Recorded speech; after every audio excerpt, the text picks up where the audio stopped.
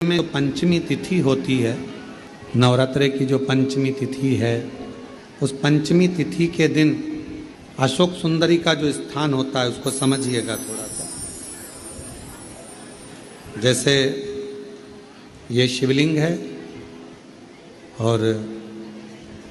ये जलाधारी है भगवान शंकर की।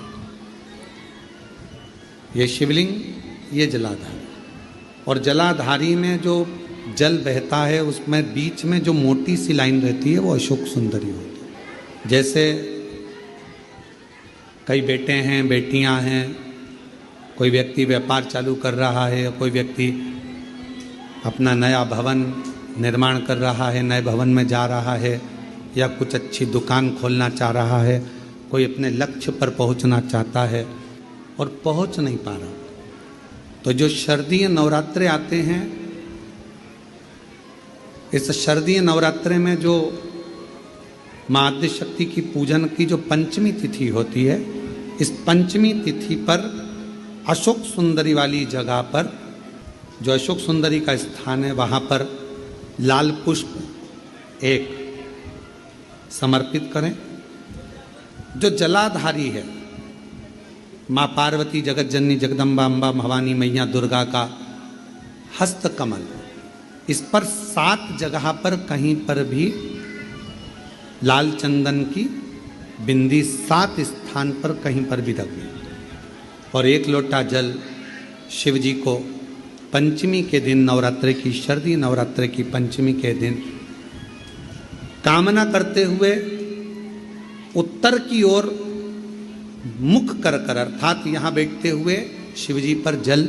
चढ़ाना प्रारंभ करें, और अपने मन की कामना कहकर बाबा के पास में जो लाल पुष्प समर्पित करा है, उस पुष्प को अशोक सुंदरी वाली जगह से वापिस लेकर आ जाए। जिस लक्ष्य को आप पाना चाहते हो, अच्छी पढ़ाई कर रहे हो, खूब अध्ययन कर रहे हो, खूब मेहनत कर रहे हो, खूब पढ़ो,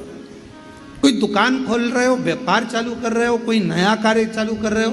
उस पुष्प को अपने स्पर्श कर कर या उस पुष्प का दर्शन कर कर आप एक बार जाकर देखो, आपको उस मंजिल तक माँ आद्य शक्ति दुर्गा भवानी शिव पहुंचा कर शंकर। और एक निवेदन करूं आप लोगों से कि बन सके दुर्गा सप्तशती का पाठ अगर करते हो या दुर्गा सप्तशती को आप पढ़ते हो, तो